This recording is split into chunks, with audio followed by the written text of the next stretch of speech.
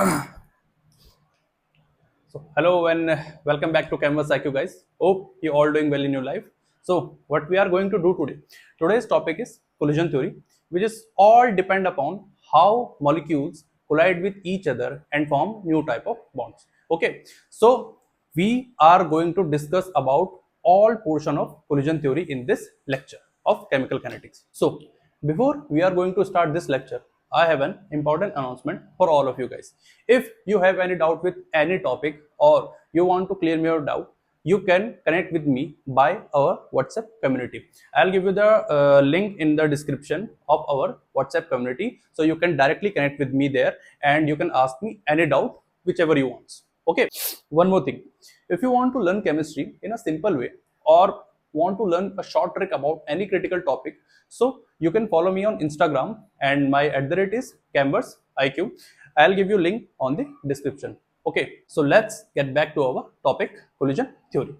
See what is collision theory. सबसे पहले हमको ये समझना पड़ेगा कि कोलिजन थ्योरी एक्चुअली में होती क्या है और कौन से साइंटिस्ट ने हमें ये थ्योरी दी थी और क्यों दी थी। ठीक है, देखो दो टाइप के साइंटिस्ट थे, एक मैक्स टॉट्स था और एक आपके पास विलियमसन लुइस थे। ठीक है, जो इन दोनों ने 1960 1980s के टाइम पे, जब हमारे पास फर्स्ट वर्ल्ड वॉर भी हो रही थी उस टाइम पे, तो उसी टाइम पे इन दोनों साइंटिस्ट ने एक अलग ही लेवल का एक थ्योरी दी थी, जिसमें इनको ये लगता था कि जो रिएक्शंस होती है ना वो काफी एनर्जेटिक समझते हो, मतलब बहुत एनर्जी लगती है उनपे, और मैकेनिस्टिक मैकेनिस्टिक मतलब मैकेनिज्म, कि कोई भी रिएक्टेंट अगर प्रोडक्ट को दे रहा है ना तो उसमें काफी एनर्जी भी लग रही है या फिर यूज भी हो रही है। ठीक है, या फिर उनकी मैकेनिज्म कहीं ना कहीं मैकेनिज्म जरूर है। तो यही उन्होंने क्या किया कि इस पूरी चीज को एक अलग ही उसमें, मतलब समझते हो कि आप, इस पूरी चीज को उन्होंने इस तरीके से रिप्रेजेंट किया कि ये एक पूरी की पूरी उन्होंने थ्योरी ही बना के दे दी आप लोगों को। ठीक है, अब थ्योरी क्या है आपको पता है ऑलरेडी। कोलिजन थ्योरी मैं पहले ही बता चुका हूं कि it is all depend upon how molecule can collide with each other and form a product. See, देखो, they provide greater insight into energetic and mechanistic aspects of reactions. मैं आपको already बता चुका हूं। ठीक है, तो इसी वजह से इन्होंने एक नई थ्योरी को जन्म दिया था जिसको बोलते हैं कोलिजन थ्योरी। अब ये होती क्या है, बड़े ध्यान से सुनना। According to this theory, the molecules of reactants are assumed to be hard spheres and reaction occurs only when reactants collide with each other। देखो भाई, कुछ ऐसे टाइप के मॉलिक्यूल्स होते हैं जो कि हार्ड स्फीयर वाले होते हैं। ठीक है, और रिएक्शन तभी होगी जब वो एक दूसरे के साथ क्या करेंगे, टकराएंगे या फिर कोलाइड करेंगे। ठीक है, जैसे ठीक वैसी, जैसे कि दो कारें आपस में एक दूसरे की तरफ ऐसे बिल्कुल ऐसे आ रही है और बिल्कुल इतनी जोर से टकराए, तभी आपकी रिएक्शन स्टार्ट होगी। तो यही होती है आपकी कोलिजन थ्योरी। ठीक है, एंड जो दूसरा पॉइंट इसमें लिखा हुआ है, not all collision are effective, only a small fraction of the two collision produce a reaction. देखो भाई, इसमें बोला गया है कि कोलिजन का ये मतलब नहीं है कि सारे के सारे जो कोलिजन है वो इफेक्टिव ही होते हैं। ठीक है, ओनली टू टाइप के जो फैक्टर्स अगर इन्वॉल्व रहे तभी आपका एक इफेक्टिव कोलिजन बनता है। ठीक है, मैं आपको समझा देता हूं। जैसे अगर बाई चांस दो कारों की टक्कर होती है, आप भी कभी जाते हो, ठीक है, आपकी अगर स्पीड स्लो है, ठीक है, तो आपकी अगर ऐसे कोलिजन होता भी है तो आपको ज्यादा इंपैक्ट नहीं पड़ता उससे, क्योंकि थोड़ा बहुत ही टक्कर होती है, तो वो एक इफेक्टिव कोलिजन नहीं है। ठीक है, तो मैं यही कहना चाह रहा हूं कि हर जो रिएक्शंस, अलग अलग टाइप की जो रिएक्शंस होती है मेरी, मैं उनको ये नहीं कहूंगा आपको कि वो हद से ज्यादा इफेक्टिव होती है। समझ रहे हो आप मेरी बात को। ठीक है, अगर आपको हद से ज्यादा इफेक्टिव कोलिजन चाहिए तो उसके लिए आपको कुछ फैक्टर्स देखने पड़ेंगे। ठीक है, तो आप क्या करिए, इसको नोट करिए जितना भी मैंने यहाँ पे लिखा है, और अब हम उन फैक्टर्स की तरफ चलते हैं और कोलिजन थ्योरी को थोड़ा सा हम और डीप में समझते हैं। ठीक है, ठीक है, so you can write these notes. Okay,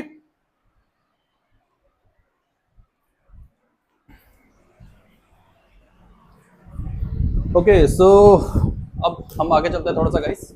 देखो, मैं आपको ये बोल रहा था कि आपके पास दो ही कंडीशन जब रहेंगी तभी आपके पास एक इफेक्टिव कोलिजन होगा। और वो इफेक्टिव कोलिजन होता क्या है, एक सेकंड पहले ना मैं थोड़ा सा इसको बंद कर देता हूँ, वरना फिर आप लोगों को ना थोड़ा दिक्कत होगी। ठीक है, देखो, तो मैं ये कह रहा था कि अगर आपको इफेक्टिव कोलिजन समझना है तो सॉरी, या फिर इफेक्टिव कोलिजन अगर आपको बताना है कि किस तरीके से होगा, तो दो ही फैक्टर इंपॉर्टेंट होते हैं। वो दो फैक्टर कौन कौन से होते हैं मैंने आपको पहले ही बोल दिया। एक होता है यहाँ पे kinetic energy of colliding barrier, और दूसरा होता है आपका ओरिएंटेशन फैक्टर। अब ये दोनों क्या है, हम इनको डीपली में बात करेंगे। ठीक है, क्योंकि इस वाले में तो आपको पता है कौन सा आएगा, यहाँ पे आएगा एनर्जी बैरियर, तो यहाँ पे एक्टिवेशन एनर्जी आएगा, जो कि इससे पहले मैं कवर कर चुका हूँ। ठीक है, होप्स आपको याद हो कि थ्रेशोल्ड एनर्जी क्या होती है, एक्टिवेशन एनर्जी क्या होती है और रिएक्टेंट की एनर्जी क्या होती है। ठीक है, तो नहीं होगा तो कोई दिक्कत नहीं है, दोबारा कर देंगे, उसमें कोई बड़ी बात नहीं है। ठीक है, बट अगर आपको एक्टिवेशन एनर्जी समझनी है, होता क्या है, मैंने अच्छे से समझा रखा है इससे पहले वाले लेक्चर में। मैं आई बटन पे यहाँ पे आपको वो वीडियो दे दूंगा, वहां से उस लेक्चर को देख सकते हो। ठीक है, इस लेक्चर से पहले वही वाला लेक्चर देखना। ठीक है, मिसमैच मत करना। ठीक है, तो ये दो कंडीशन तो आपको दिख गई। तभी आपके पास एक इफेक्टिव कोलिजन होगा। ये मैं आपको ऑलरेडी क्लियर कर चुका हूं। अच्छा, दूसरी चीज मैंने आपको बोला कि the number of collision between the reactant molecules can be increase by increasing the temperature of reactant. मतलब ये बोला जा रहा है अगर आपको भाई नंबर ऑफ कोलिजन मॉलिक्यूल्स के बढ़ाना है, इंक्रीज करना है, तो एक ही तरीका है, टेम्परेचर बढ़ा दो। ठीक है, टेम्परेचर बढ़ा दो, आपके नंबर ऑफ कोलिजन भी बढ़ेंगे। तो हो ना हो कहीं ऐसा तो नहीं है कि यहाँ पे जो रेट ऑफ रिएक्शन है वो मेरा डायरेक्टली प्रोपोर्शनल है टेम्परेचर के। भाई अगर मैं टेम्परेचर बढ़ाऊंगा तो रेट ऑफ रिएक्शन भी मेरा इंक्रीज होगा। रेट ऑफ रिएक्शन मेरा इंक्रीज होगा तो इट मीन जो मॉलिक्यूल्स के जो कोलाइजन होगा या फिर कोलाइड होगा मेरे जो मॉलिक्यूल्स एक दूसरे के साथ, वो भी बहुत ही स्पीड से एक दूसरे के साथ और ज्यादा कोलिजन क्रिएट करेंगे। समझ रहे हो? कब? जब टेम्परेचर मेरा इंक्रीज होगा, है ना। आपने देखा है ना कि अगर आप गैस को सिम करते हो, पानी को गर्म करने के लिए रखा था, थोड़ा टाइम लगेगा। आपने गैस को पूरा तेज ही कर दिया, अब पानी आपका इतनी जल्दी गर्म हो गया, क्यों हुआ? ठीक है, रिएक्शन हो रही ना उनके अंदर, रिएक्शन होती है उनके अंदर। ठीक है, एक दूसरे के साथ मॉलिक्यूल्स टकराए होंगे। ठीक है, तभी तो आपके पास रेट ऑफ रिएक्शन भी इंक्रीज हो गया, पानी भी जल्दी गर्म हो गया। ठीक है, तो सेम कहानी यही होती है कि अगर आपको ये वाली लाइन समझनी है तो इस तरीके से भी समझ सकते हो कि अगर आपको नंबर ऑफ कोलिजन बढ़ाने हैं, इंक्रीज करने हैं रिएक्टेंट मॉलिक्यूल्स के, ठीक है, तो उसके लिए आपको क्या इंक्रीज करना पड़ेगा? टेम्परेचर। और आप ये भी लिख सकते हो कि rate of reaction is directly proportional to temperature, या फिर rate constant is directly proportional to temperature. आपको पता है रेट ऑफ रिएक्शन को हम क्या कहते हैं? आर इज इक्वल टू के। के आता है ना बीच में, जब हम रेट ऑफ रिएक्शन लिखते हैं तो के आता है। के क्या होता है हमारे पास? Rate constant. इट मींस अगर मेरा rate of reaction directly proportional है टेम्परेचर के, तो ऑब्वियस सी बात है कि रेट कांस्टेंट भी मेरा डायरेक्टली प्रोपोर्शनल होगा टेम्परेचर के। ठीक है, मतलब अगर मैं टेम्परेचर बढ़ाऊंगा तो रेट कांस्टेंट भी मेरा क्या हो जाएगा? बढ़ता जाएगा। ठीक है, तो घुमा फिरा के बात यह है इस लाइन का कि ये तीन चीजें है ना, ये बस इनको याद रखना, बहुत काम की चीज है। समझ रहे मेरी बात को? तो इसको तुरंत नोट करिए। ठीक है, तब हम आगे चलते हैं।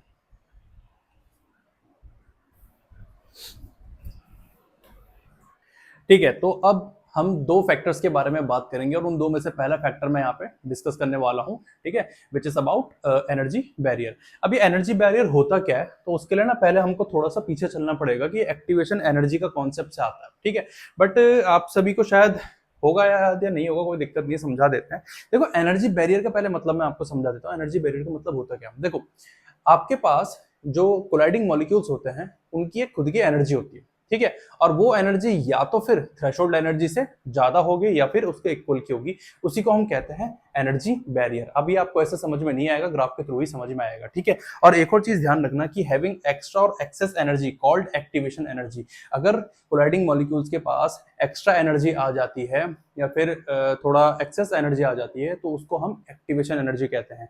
ठीक है, नहीं समझ में आएगा कोई दिक्कत नहीं है, तो यहाँ पे मैं आपको ग्राफ के थ्रू समझाता हूँ कि मैं बात करना क्या चाह रहा हूँ एक्चुअली में। ठीक है, देखो इस वाले एक्सिस में हम एनर्जी लिख देते हैं। ठीक है, और अगर एनर्जी आपको नहीं दिख रहा है ढंग से तो ई से लिख देता हूँ एनर्जी। ठीक है, और यहाँ पे आपके पास प्रोग्रेस ऑफ रिएक्शन लिख लीजिए। ठीक है, प्रोग्रेस ऑफ रिएक्शन इस डायरेक्शन में, और इस डायरेक्शन में आपकी एनर्जी है। अब बड़े ध्यान से देखना, देखो ये रिएक्टेंट है मान लो, और ये आपके पास प्रोडक्ट है मान लो। ठीक है, आप ऊपर नीचे कहीं भी लगा सकते हो। अगर आपने इससे पहले वाली वीडियो में देखा होगा, ठीक है, मैं पहले ही बोल रहा हूँ, इससे पहले वाली वीडियो में अगर आपने देखा होगा तो उसमें एक्सोथर्मिक एंडोथर्मिक दोनों के बेस में मैंने एक्टिवेशन एनर्जी का ग्राफ अच्छे से बना के समझाया होगा। ठीक है, तो कहीं कहीं भी आप बनाए उसको कोई दिक्कत नहीं पड़ता। जैसे मान लो ये रिएक्टेंट है और ये आपके पास क्या है? प्रोडक्ट है। ठीक है, तो इसका एक अपना पाथ होगा प्रोडक्ट तक पहुंचने का, तो ये मेरा पाथ है मान लो। ठीक है, अब हुआ क्या कि इस रिएक्टेंट के पास खुद की अपनी पहले से ही एक एनर्जी रहती है, इंटरनल एनर्जी। ठीक है, रिएक्टेंट की खुद की अपनी एक क्या होती है? एनर्जी होती है, एनर्जी ऑफ रिएक्टेंट पहले से ही होती है। ठीक है, अच्छा, तो अब हुआ क्या कि भाई इसने क्या किया? इतनी एनर्जी यूज करी करी करी करी, मैक्सिमम कितना? यहाँ तक। ठीक है, यहाँ तक कि उसने मैक्सिमम यूज करी, या फिर आप ये भी बोल सकते हो कि एब्जॉर्ब करी उसने एनर्जी। ठीक है, यहाँ तक उसने एनर्जी, इससे ज्यादा वो नहीं कर सकता। तो मतलब समझ रहे हो कितना चाहिए था उसको? इतनी अमाउंट ऑफ एनर्जी तो उसको चाहिए रिएक्शन को प्रोग्रेस करने के लिए, मतलब रिएक्शन को अपना फॉरवर्ड डायरेक्शन में ले जाने के लिए। तो मैंने क्या बोला? मैंने बोला भाई ठीक है, यहाँ तक क्या करते हैं कि ये जो हमारी मैक्सिमम एनर्जी है इसको हम क्या बोल देते हैं? ये वाला है, ये एक्चुअली में क्या है? जब यहाँ पे मैक्सिमम एनर्जी वो गेन कर लेता है, ठीक है, तो एक स्टेट में फॉर्म होता है जिसको हम क्या कहते हैं? Transition state. या फिर इंटरमीडिएट फॉर्म भी आप बोल सकते हो, ठीक है। मैक्सिमम रिएक्शंस में आपका डायरेक्ट रिएक्शन से प्रोडक्ट नहीं बनता, वो आपका इंटरमीडिएट भी बनाता है। ये मैंने पिछले वाले लेक्चर में कवर भी किया था, ठीक है, इसलिए कहता हूँ कि पिछले वाला लेक्चर देख लेना। अब हुआ क्या, देखो आपको पता है इससे ज्यादा एनर्जी आप ले नहीं सकते, मैक्सिमम इतनी एनर्जी आपको चाहिए मतलब ट्रांजिशन स्टेट में पहुंचने के लिए, देन उसके बाद तभी आपका प्रोडक्ट बनेगा, ये तो आपको पता है। तो देखो रिएक्टेंट ने यहाँ से लेके यहाँ तक इतना मैक्सिमम एनर्जी एब्जॉर्ब किया, फिर ट्रांजिशन स्टेट बनाया, देन उसके बाद वो प्रोडक्ट बनाया उसने। अब देखो बैरियर की मैं बात कर रहा हूँ, तो आपको पता है ये जो है यहां से लेके यहां तक की प्रॉपर एनर्जी, ये ऊपर पीक से लेके यहां तक की जो प्रॉपर एनर्जी है मेरी, इसी को मैं क्या कहता हूँ, थ्रेशोल्ड एनर्जी भी कहता हूँ। क्या कहता हूँ इसे, थ्रेशोल्ड एनर्जी भी कहता हूँ, है ना, यही तो होती है थ्रेशोल्ड एनर्जी। तो मैंने क्या बोला, मैंने आपको बोला कि एनर्जी बैरियर एक टाइप ऑफ ऐसा एनर्जी होता है जिस केस में आपको बोलते हैं कि जो कोलाइडिंग मॉलिक्यूल्स की जो एनर्जी होती है वो क्या होती है, वो इक्वल हो जाती है हमारी या तो फिर थ्रेशोल्ड एनर्जी के, या फिर थोड़ा बहुत उससे भी ज्यादा चली जाती है। लेकिन आप देख सकते हो जो यहाँ से लेके यहाँ तक की जो एनर्जी है ना, जो थ्रेशोल्ड एनर्जी, इसी को मैं ये देख रहा हूँ, ये मैंने पूरी लाइन बनाई है, इसी को मैं क्या बोलता हूँ, एनर्जी बैरियर। क्या बोलता हूँ मैं इसी को, एनर्जी बैरियर। समझ गए। तो ये है एक एनर्जी बैरियर, और इस एनर्जी बैरियर को पार करना पड़ता है रिएक्टेंट को, तभी जाके वो क्या बना पाएगा, आपका प्रोडक्ट बना पाएगा। तो आप समझ रहे होंगे धीरे धीरे क्या कॉन्सेप्ट आ रहा है। अब देखो थ्रेशोल्ड एनर्जी, आप बोलोगे सर थ्रेशोल्ड एनर्जी, हाँ भाई मैंने बोला ना, देखो लाइन लिखी तो है, मॉलिक्यूल्स इक्वल और more than as compare to threshold energy, ठीक है। या तो फिर इक्वल एनर्जी होनी चाहिए या फिर थ्रेशोल्ड एनर्जी से ज्यादा होनी चाहिए। तो मैंने बोला इक्वल एनर्जी है, मैंने क्या बोला, मैंने कहा इक्वल एनर्जी है। तो यहाँ पे देखो क्या हो गया, तो इक्वल एनर्जी है, इट मींस मेरे पास ये क्या है, मेरे पास एक एनर्जी बैरियर है। अब देखो यहाँ से रिएक्टेंट के पास इतनी तो अपनी खुद की एनर्जी थी पहले से ही, तो उसने क्या बोला कि यार यहाँ तक तो मेरी खुद की एनर्जी है, अब मेरे को थोड़ा इससे ऊपर अगर मेरे को यहाँ तक पहुंचना है तो थोड़ा एक्स्ट्रा एनर्जी मिल जाए, थोड़ा एक्स्ट्रा एनर्जी मिल जाए, थोड़ा एक्सेस में एनर्जी मिल जाए। तो अब देखो उसने दिमाग लगाया, उसने बोला थोड़ा एक्स्ट्रा एनर्जी ले लेता हूं मैं, तो यहां से लेके यहां तक की जो एनर्जी होती है वही होती है आपकी एक्टिवेशन एनर्जी, ठीक है। यही तो है एक्स्ट्रा एनर्जी।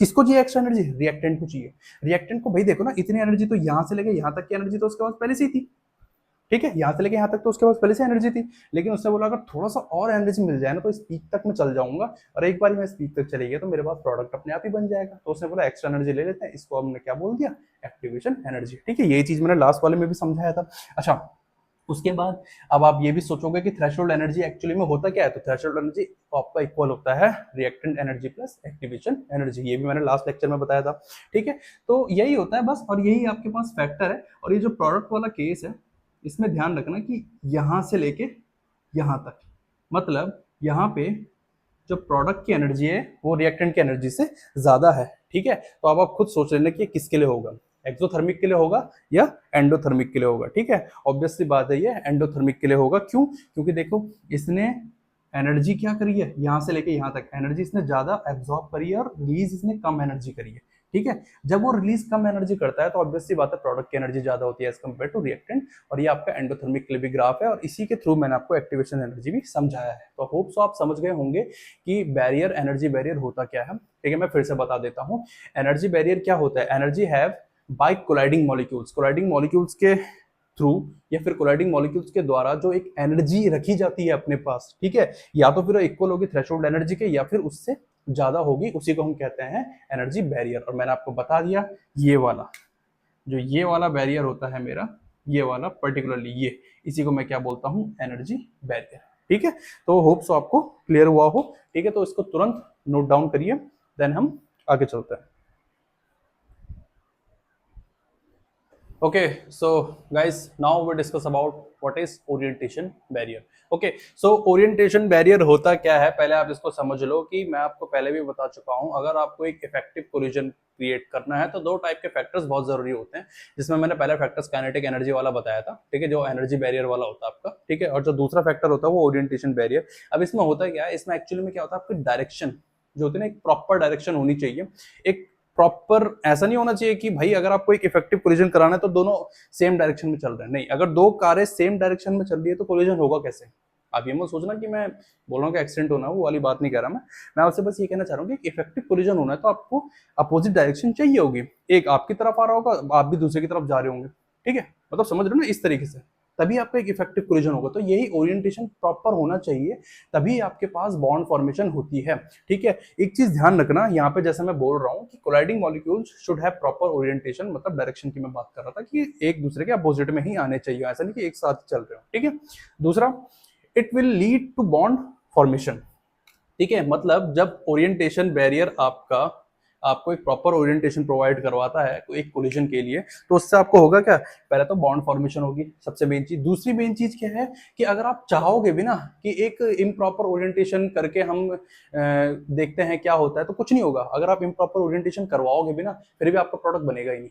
वो हमेशा क्या करेगा, वो आपको बाउंस बैक करवा देगा। बाउंस बैक समझ रहे हो, आपने बनाने का ट्राई किया इम्प्रॉपर ओरिएंटेशन की हेल्प से, वो होगा ही नहीं। ठीक है, वो क्या करेगा, वो आपका दोबारा से आपको ऐसी स्टेट में लेके आ जाएगा कि जहां पे आपका ओरिएंटेशन परफेक्ट हो और आपका क्या हो जाए, आपके पास एक मेन प्रोडक्ट फॉर्म होके आ जाए। ठीक है, एग्जांपल के फॉर्म में मैं आपको बता देता हूं। जैसे एक मान लो, एक एग्जांपल दे रहा हूं मैं बस आपको। ठीक है, फिर मैं एनसीईआरटी का भी एग्जांपल दूंगा। ठीक है, जैसे आपके पास ये है A2+B2। ठीक है, आपको ये बनाना है और आपको इसमें प्रोडक्ट बनाना है, तो आपको ऑलरेडी पता है कि A2 and B2 है। ठीक है, या फिर एक काम कर देते हैं, ऐसे कर देते हैं AB+CD। ठीक है, अब देखो जैसे ये वाला है, तो अब इसके दो तरीके से आप बना सकते हो। एक यहाँ पे बना देता हूं मैं और एक ये वाला बना देता हूं मैं, कि प्रोडक्ट क्या बनेगा। ठीक है, देखो अगर आप इम्प्रॉपर ओरिएंटेशन कराते हो तो आप बोलोगे सर ऐसा हो जाएगा ना कि AB है और CD है, तो क्या होगा कि मेरे पास AB और CD एक दूसरे के साथ ऐसा जुड़ जाएंगे, मतलब इस तरीके से जुड़ जाएंगे। हो गया, बढ़िया हो गया सर हमारा, तो हमारा प्रोडक्ट बन गया। लेकिन नहीं, ऐसा नहीं होता है। ठीक है, क्यों नहीं होता है, क्योंकि आपके पास जो प्रोडक्ट जो बनेगा ये एक्चुअली में प्रोडक्ट होता ही नहीं है। जो मेन प्रोडक्ट बनेगा आपके पास वो ये बनेगा। देखो AB और CD किस तरीके से आपके पास ऐसा है, AB and CD इस तरीके से, इस तरीके से है ना। तो एक प्रॉपर ओरिएंटेशन कैसा होगा, वो इस तरीके से होगा कि पहले इनके बीच में बॉन्ड टूटेंगे और उसके बाद इनके बीच में बॉन्ड क्या हो जाएंगे, फॉर्म हो जाएंगे। समझ रहे मेरी बात को, इनके बीच में क्या हो जाएंगे, बॉन्ड फॉर्म हो जाएंगे ये। ठीक है, और यही होता है, और जब ऐसा होगा तब जाके आपके पास प्रोडक्ट बनेगा AC+BD। तो ये होता है आपके पास एक प्रॉपर ओरिएंटेशन। ठीक है, आप इस तरीके से नहीं बना सकते। अगर आप बनाने का ट्राई करोगे भी तो बाउंस बैक होकर आपको क्या कर देगा, इसमें लेके आ जाएगा कि भाई ऐसा ही होगा, इसी तरीके से होगा। ठीक है, तो ओरिएंटेशन बहुत जरूरी होती है। इसका ये मतलब नहीं है कि हम क्या करेंगे, हम बस एक ही डायरेक्शन में, कि सर अगर मेरे को बॉन्ड यहाँ से बॉन्ड तोड़ने क्यों, हम क्या करते हैं कि इधर बी के साथ ही CD को डाल देते हैं। नहीं, ये इम्प्रॉपर ओरिएंटेशन है। ठीक है, और अगर इसमें भी समझ में ना आ रहा हो तो एक बढ़िया सा एग्जांपल देता हूं मैं। एक सेकंड, मुझे इसको रफ करना पड़ेगा थोड़ा सा। ठीक है, एक बहुत ही अच्छा एग्जांपल देता हूं मैं एनसीईआरटी का। ठीक है, काफी बढ़िया एग्जांपल है, जो कि होता है आपके पास formation of ethanol from bromoethane. ठीक है, और ये एक अच्छा सा एग्जांपल है, ऐसे कोई दिक्कत नहीं होगी आपको इसमें। इसमें आप प्रॉपर समझ जाओगे कि ओरिएंटेशन क्यों जरूरी होता है। ठीक है, मान लो आपके पास एक कंपाउंड था, ये थोड़ा H आप इस तरीके से लगा ना, CH3 और ये Br, ये है आपके पास ब्रोमोइथेन। ठीक है, या फिर इथाइल ब्रोमाइड भी आप बोल सकते हो। और OH नेगेटिव था, अब इसको आना था, अब इसको आना था। तो इसमें दो टाइप के मैं आपको बता देता हूं करके। एक तो आपका होगा इम्प्रॉपर ओरिएंटेशन, जो ये होगा आपके पास इम्प्रॉपर ओरिएंटेशन। ठीक है, और एक होगा आपके पास प्रॉपर ओरिएंटेशन वाला। मैं दोनों करके दिखाता हूं कि फर्क क्या होता है। ठीक है, फर्क ये होता है, बड़े ध्यान से देखना, कि आपको पता है OH के ऊपर चार्ज क्या होता है, नेगेटिव। और ब्रोमीन क्या होता है, आपके पास इलेक्ट्रोनेगेटिव एलिमेंट होता है ये भी। तो ये क्या करता है, ये भी कहीं ना कहीं इस कार्बन के इलेक्ट्रॉन को अपनी तरफ अट्रैक्ट कर रहा होगा। तो इसके ऊपर कैसा चार्ज आ रहा होगा, नेगेटिव, पार्शियली नेगेटिव। इसके ऊपर कैसा चार्ज आ रहा होगा, पार्शियली पॉजिटिव। बॉन्ड का क्योंकि झुकाव किसकी तरफ है, ब्रोमीन की तरफ है, क्योंकि वो एक इलेक्ट्रोनेगेटिव एलिमेंट है। तो सामने वाले उसका तो नेचर है ना, tendency to attract electron from neighbouring atom. Okay, so वो क्या करेगा, वो तो कार्बन से इलेक्ट्रॉन को अपनी तरफ खींचेगा। ठीक है, तो यहाँ पे क्या, इसके ऊपर भी नेगेटिव चार्ज आ रहा, और जो बाहर से ग्रुप आ रहा है उसके ऊपर भी क्या, नेगेटिव चार्ज। अब ऐसा तो है नहीं ना कि ये OH जो करेगा ये डायरेक्टली यहाँ पे आ जाएगा और बोलेगा कि भाई मेरे को तेरे साथ लगना है, मैं तेरे को हटा देता हूँ। ऐसा हो नहीं पाएगा। क्यों, क्योंकि दोनों के ऊपर सेम चार्ज है, और सेम चार्ज क्या क्रिएट करता है, रिपल्शन। सेम चार्ज क्या क्रिएट करते हैं, रिपल्शन। ठीक है, तो ये तो नहीं हो सकता ना कि भाई कि क्या कहते हैं उसे कि आराम से एक दूसरे के साथ अटैच हो जाएंगे। ठीक है, अब देखो इस डायरेक्शन से, मतलब अगर OH इसी डायरेक्शन से इसकी तरफ आता रहे, ठीक है, जो जो डायरेक्शन मतलब BR की तरफ है, ठीक है, तो उससे तो काम होगा नहीं। अब उसको ये जो OH है ना, इसको अपनी लोकेशन ही चेंज करनी पड़ेगी। ठीक है, लोकेशन चेंज क्यों करनी पड़ेगी मैं अभी पहले समझा देता हूँ। तो देखो अगर आप ये सोच रहे हो कि जो OH नेगेटिव है और BR नेगेटिव है, क्योंकि BR भी इसी तरफ है ना, और OH भी इसी तरफ है, आपको पता है ऐसे ही लगा हुआ है कार्बन की तरफ हो। तो अगर आप सोच रहे हो कि OH BR को हटा के लग जाएगा, तो ऐसा तो होगा नहीं। तो यहाँ पे तो मतलब नो प्रोडक्ट, क्योंकि बनेगा ही नहीं भाई, कैसे बन पाएगा, आप खुद सोचो ना। सेम चार्ज वाले क्या क्रिएट करेंगे, रिपल्शन क्रिएट करेंगे। ठीक है, सेम डायरेक्शन पे है क्योंकि हो, तो अब आपको क्या करना पड़ेगा, डायरेक्शन चेंज करनी पड़ेगी। एक ही तरीका हो सकता है भाई, आप क्या करो, ये जो OH है ना, इसको इधर के रास्ते मत लेके जाओ, इसको लेके जाओ पीछे के रास्ते से। पीछे के रास्ते से क्या होगा कि OH को रास्ते में कोई भी ऐसा मिलेगा नहीं, ब्रोमीन मिलेगा नहीं सेम चार्ज वाला। ठीक है, क्योंकि ब्रोमीन की डायरेक्शन अलग हो जाएगी और OH की डायरेक्शन अलग हो जाएगी। तो इससे क्या होगा, इससे आपके पास एक ट्रांजिशन स्टेट बनेगा बीच में। और ट्रांजिशन स्टेट क्या होता है, देखो जरा, देखो जरा, ट्रांजिशन स्टेट क्या होता है, वो ये होता है कि यहाँ पे जैसे जैसे धीरे धीरे जो ब्रोमीन है वो बॉन्ड तोड़ता होता है कार्बन से, मतलब कार्बन से बॉन्ड तोड़ता रहेगा धीरे धीरे करके, और यहाँ पे धीरे धीरे करके पीछे से कौन जुड़ता रहेगा उसके पास, OH नेगेटिव। सिंपल। तो यही आपके पास क्या है, ये आपके पास एक ट्रांजिशन स्टेट है। कौन सी स्टेट है, ट्रांजिशन स्टेट। ठीक है, अगर आपको यहाँ पे बाय चांस नीचे ना दिख रहा हो तो कोई दिक्कत नहीं है, मैं इसको ऊपर लिख देता हूँ। ये आपके पास क्या है, ये आपके पास एक ट्रांजिशन स्टेट। ठीक है, अब इसके बाद क्या होगा, इसके बाद डायरेक्ट प्रोडक्ट बना दो, डायरेक्ट प्रोडक्ट बना दो। प्रोडक्ट क्या बन जाएगा आपके पास डायरेक्ट, आपको पता है, ये देखो H H H और OH बन गया इथेनॉल, बन गया इथेनॉल। तो आप समझ रहे हो ना कि मैं क्या कहना चाह रहा हूँ, बन गया इथेनॉल, कोई प्रॉब्लम ही नहीं है इसमें।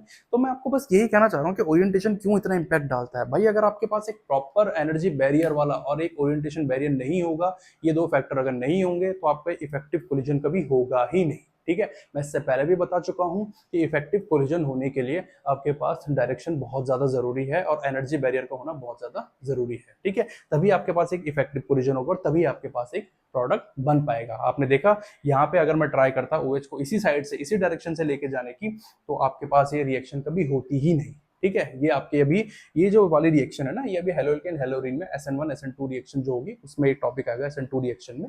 ठीक है, तो आप समझ जाओगे ये जो OH है ये सामने से अटैक नहीं कर सकता, ये पीछे से ही जाके अटैक करेगा, और यही फैक्टर होता है आपका ओरिएंटेशन का। ठीक है, सो होप सो आपको क्लियर हुआ हो, तो प्लीज नोट डाउन करो इसको अच्छे से, फिर आगे चलते हैं।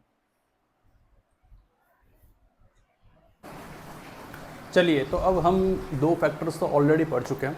ओके, हमने दो फैक्टर्स पढ़े कि किस तरीके से अगर आपको एक नया प्रोडक्ट फॉर्म चाहिए तो आपको दो फैक्टर को ध्यान में रखना है, और दोनों फैक्टर होते हैं आपको पता है, एक काइनेटिक एनर्जी के बेस पे और जो दूसरा वाला होता है हमारे पास क्या, ओरिएंटेशन फैक्टर के बेस पे। ठीक है, तो हम दोनों ऑलरेडी पढ़ चुके हैं। अब मैं आपको बता देता हूँ कि इन दोनों की ज़रूरत किसके लिए होती है, और वो आपको ऑलरेडी पता है, वो एक इफेक्टिव कोलिजन के लिए होती है। क्योंकि मैंने पहले भी समझाया है आपको कि जब तक आपका एक परफेक्ट कोलिजन नहीं होगा तब तक आपके न्यू बॉन्ड बनेंगे ही नहीं। ठीक है, इट मीन्स नया प्रोडक्ट आपको फॉर्म मिलेगा ही नहीं। ठीक है, तो मेरा कहने का मतलब ये है कि हमने जो दो फैक्टर पढ़े हैं वो इतने ज़्यादा ज़रूरी है, किसके लिए, इफेक्टिव कोलिजन के लिए। तो इफेक्टिव कोलिजन कभी कभार एक मार्क्स में प्री बोर्ड में भी पूछ लेते हैं या फिर आ जाता है कि इफेक्टिव कोलिजन होता क्या है।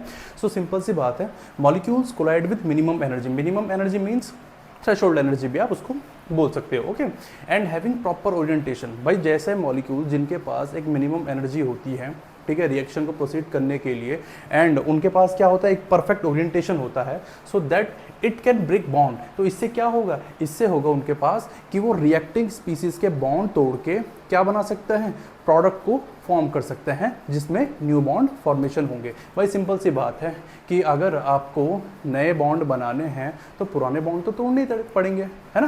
तो इस लाइफ मतलब जो ये लाइन है इसको आप अपनी लाइफ में भी अप्लाई कर सकते हैं। ठीक है, अगर आपको नए बॉन्ड बनाने हैं तो पुराने बॉन्ड तोड़ने पड़ते हैं। ठीक है, चलिए ज़्यादा सेंटी नहीं होते हैं। ठीक है, तो मैं आपको ये ऑलरेडी बता चुका हूँ कि अगर आपको एक इफेक्टिव कोलिजन चाहिए तो दोनों के दोनों फैक्टर्स, जो कि एक आपके पास होता है काइनेटिक एनर्जी का, ठीक है, और दूसरा आपके पास होता है प्रॉपर ओरिएंटेशन, तो वो दोनों के दोनों बहुत ही ज़्यादा ज़रूरी है। ठीक है, इससे क्या होगा, रिएक्टिंग स्पीसीज में बॉन्ड टूटेंगे एंड जो प्रोडक्ट फॉर्म होगा वो क्या करेगा, वो नए बॉन्ड को फॉर्म करेगा। ठीक है, अच्छा अगर मैं आपसे बात करूं कि for a reaction A plus B gives product, एक रिएक्शन की मैं बात कर रहा हूं सिंपल, कि अगर आपके पास एक रिएक्शन है, ठीक है, तो इस रिएक्शन के थ्रू कभी कभार हमारे पास क्वेश्चंस में आ जाता है कि Z मीन्स क्या होता है। ठीक है, मतलब Z मतलब होता क्या है, फॉर्मूला आता है, इसके बेस में ऐसे न्यूमेरिकल नहीं आएंगे आपके पास, बट कभी कभार ना फॉर्मूला जरूर पूछ लेते हैं आपसे कि ये फॉर्मूला क्या होता है इसका, इफेक्टिव कोलिजन फ्रीक्वेंसी का।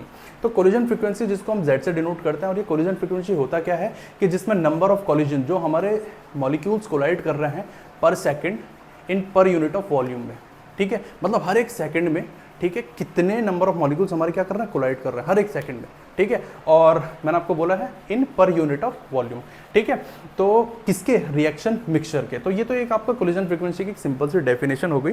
ठीक है, तो ध्यान रखना कि Z को क्या बोलते हैं, हम Z से हम डिनोट करते हैं कोलिजन फ्रीक्वेंसी को, और मैंने आपको बोला है कि number of collision of molecules, ठीक है, या फिर आप ऐसा भी लिख सकते हैं number of collision of molecules, किसमें, पर सेकंड में। ठीक है, पर सेकंड में नंबर ऑफ मॉलिक्यूल्स के जो जितना भी कोलिजन होता है इन पर यूनिट ऑफ वॉल्यूम, किसका, ऑफ द रिएक्शन मिक्सचर का। ठीक है, अच्छा अब जरा मैं आपको इसी रिएक्शन के लिए थोड़ा फॉर्मूला लिख के बता देता हूँ कि देखो ये जो रिएक्शन है, मैं पहले क्लियर कर देता हूँ, ये एक सिंपल रिएक्शन है, एटॉमिक स्पीसीज की रिएक्शन है। ठीक है, तो अगर मैं आपसे कहूँगा कि इस रिएक्शन के लिए जो Z है इसको मैं किस तरीके से लिख सकता हूँ, तो ZAB करके लिख सकता हूँ, क्योंकि रिएक्टिंग स्पीसीज के ही बॉन्ड आपके क्या होते हैं, ब्रेक होते हैं। ठीक है, तो इस चीज़ में ध्यान रखना कि ZAB, जो ZAB है, अगर मैं इसको रेट की फॉर्म में, एक आपको जो रेट की फॉर्म में मैं आपको फॉर्मूला लिखना चाहूँ तो किस तरीके से लिख सकता हूँ। तो फॉर्मूला सिंपल है, ZAB तो आपको ऑलरेडी पता है क्या है ये।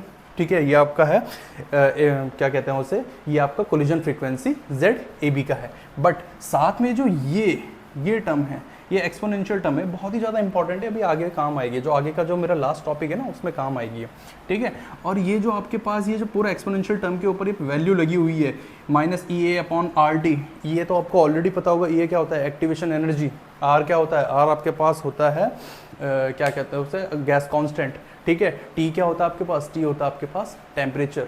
तो इट मीन्स ये वाले तो मैंने ऑलरेडी पहले से बता रखे हैं आपको, बट ये क्या है, ये आपका एक एक्सपोनेंशियल टर्म है, और इसको हम क्या बोल सकते हैं, फ्रैक्शन। अगर मैं इस पूरे को बोलना चाहूँ तो ये क्या होगा, फ्रैक्शन ऑफ मॉलिक्यूल्स। और फ्रैक्शन ऑफ मॉलिक्यूल्स में मैं क्या क्या बोल सकता हूँ, किसके साथ है fraction of molecules, with equal energy, या तो फिर ग्रेटर देन होगी या फिर इक्वल देन होगी, जिसको हम क्या कहते हैं, एक्टिवेशन एनर्जी भी कहते हैं। ठीक है, तो इतना ज़्यादा कंफ्यूज मत होना, ये सिंपल आपको फॉर्मूला याद रखना है, और इस फॉर्मूले को सिर्फ और सिर्फ हम एटॉमिक स्पीसीज या फिर सिंपल स्पीसीज के लिए ही अप्लाई कर सकते हैं, उसके अलावा नहीं। इस चीज़ का ध्यान रखना। ठीक है, तो ये छोटे मोटे जो पॉइंट है मैं आपको ये जो बता रहा था मैंने वही लिखे हुए हैं। Only give correct result for simple molecules और एटॉमिक स्पीसीज। इट मीन्स ये एटॉमिक स्पीसीज या फिर सिंपल मॉलिक्यूल्स के लिए ही बिल्कुल एक्यूरेट रिजल्ट देगा। ठीक है, एटॉमिक स्पीसीज मतलब सिंपल सी बात है ना, कोई भी रिएक्शन होगी जैसे कि आपकी जो कि जिसमें आपके पास जैसे N2+3H2 गिव्स आपके पास 2NH3, इस टाइप की जो रिएक्शंस होती हैं बहुत सिंपल रिएक्शंस होती हैं। ठीक है, तो इनके लिए आपको ये बिल्कुल एक्यूरेट रिजल्ट ला के देगा। बट कभी कभार क्या होता है कि कॉम्प्लेक्स मॉलिक्यूल्स भी आ जाता है आपके पास, और कॉम्प्लेक्स मॉलिक्यूल्स ऑर्गेनिक केमिस्ट्री में होता है, ऑब्वियस सी बात है।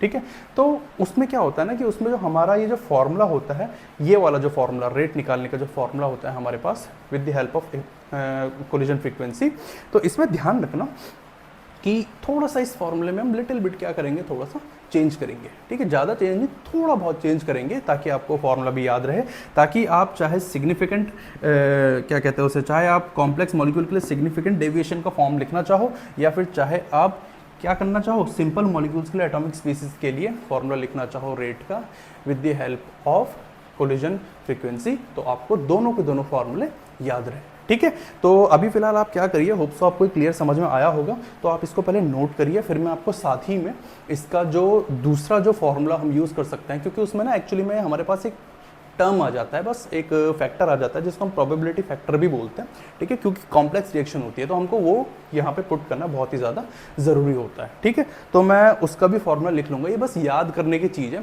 ऐसा मत सोचना कि बोर्ड में आता है, बोर्ड में बहुत ही रेयर आते हैं, ठीक है, बट हाँ आपके कॉम्पिटिटिव एग्जाम में ज़रूर पूछ सकते हैं। तो इसका फॉर्मूला बस आप याद कर सकते हो, बहुत ही ज़्यादा इंपॉर्टेंट है कि जो इफेक्टिव कोलिजन होता है वो होता क्या है, एंड ये जो दो चीज़ें हैं छोटे मोटे पॉइंट हैं, इनको भी आप याद कर सकते हो। ये सिर्फ याद करने के लिए है, बोर्ड में आपके पास इससे रिलेटेड ऐसे क्वेश्चंस बहुत ही रेयर होते हैं, और अगर बाय चांस आएंगे भी तो आपको ये अच्छे से याद रहे, ठीक है। तो चलिए इसे नोट करिए, फिर तुरंत हम चलते हैं अपने जो अब इस लेक्चर का जो फाइनल टर्म जो होगा मैं उसको एक्सप्लेन करूंगा ये नए वाले फॉर्मूले के साथ, एंड साथ में मैं आपको ड्रॉबैक्स भी बताऊंगा कोलिजन थ्योरी के, ठीक है। और उसके बाद जो आने वाला लेक्चर होगा वो लास्ट लेक्चर भी हो सकता है या फिर सेकंड लास्ट लेक्चर भी हो सकता है, उसमें मैं एक इंपॉर्टेंट टॉपिक जो होगा आपका अरेनियस इक्वेशन का उसको भी कवर करूंगा, ठीक है। तो तुरंत जरा इसको पहले नोट कर लीजिए।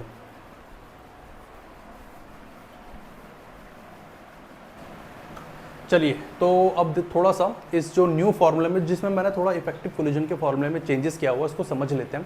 देखो मैं पहले ही बोल चुका हूँ कि ये जो फैक्टर है मैं इस फैक्टर को इसलिए लेके आया हूँ ताकि हमारे पास अगर न्यू प्रोडक्ट बन रहे हैं तो उनके लिए जो दो फैक्टर होते हैं इफेक्टिव कोलिजन के लिए, एनर्जी वाला, सफिशिएंट एनर्जी वाला, एंड दूसरा आपके पास कौन सा फैक्टर होता है, ओरिएंटेशन फैक्टर, ये दोनों प्रॉपर एप्लीकेबल होने चाहिए, ठीक है। मैं ये क्यों कह रहा हूँ, क्योंकि कभी कभार क्या होता है कि अगर आपको प्रोडक्ट बनाना है तो रिएक्टेंट के पास सफिशिएंट एनर्जी नहीं होती है या फिर उसका प्रॉपर ओरिएंटेशन नहीं होता है, इस वजह से उसका प्रोडक्ट फॉर्म नहीं हो पाता। तो इसीलिए हम क्या करते हैं, ताकि इफेक्टिव कोलिजन हो हम एक और फैक्टर लेके आते हैं, किसमें, कौन से वाले फॉर्मूले में, ये जो ZAB वाला होता है ना कोलिजन फ्रीक्वेंसी वाला, उसी फॉर्मूले में हम एक और फैक्टर को ऐड करते हैं और वो फैक्टर होता है हमारे पास P।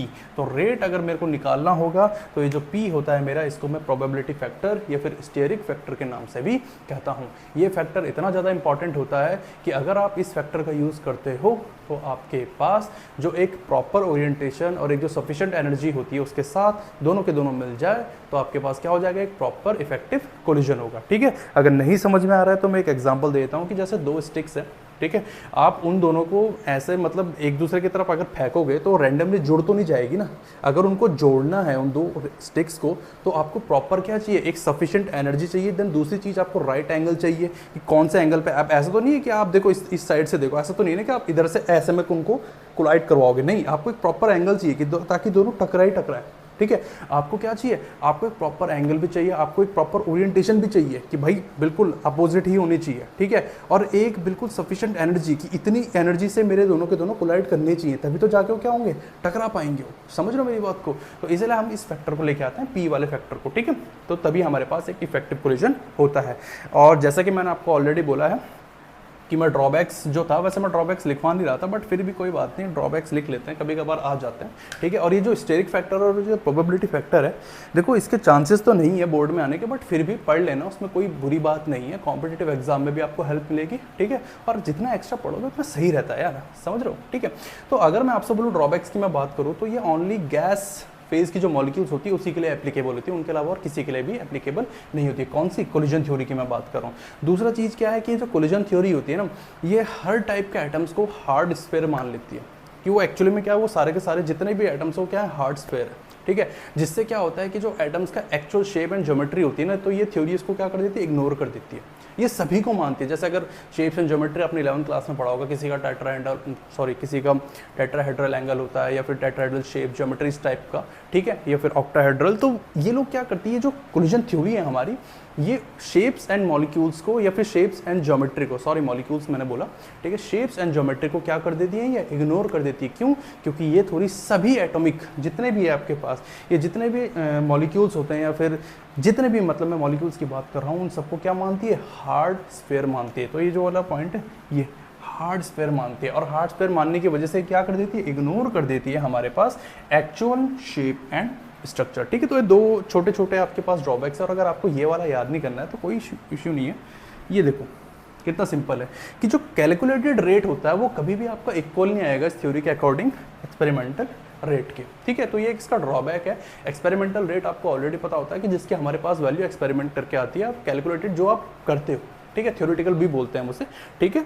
तो इसलिए ध्यान रखना कि हमेशा इस थ्योरी का ड्रॉबैक जो रहेगा, तीनों पॉइंट वैसे इंपॉर्टेंट है, बट अगर आपको कोई भी दो याद करने तो आप ऊपर वाला एंड ये जो नीचे वाला है इसको याद कर सकते हो, ठीक है। तो होप सो आपको क्लियर हुआ हो। तो अब हम इस लेक्चर को ख़त्म करने जा रहे हैं, बहुत ही इंपॉर्टेंट लेक्चर था।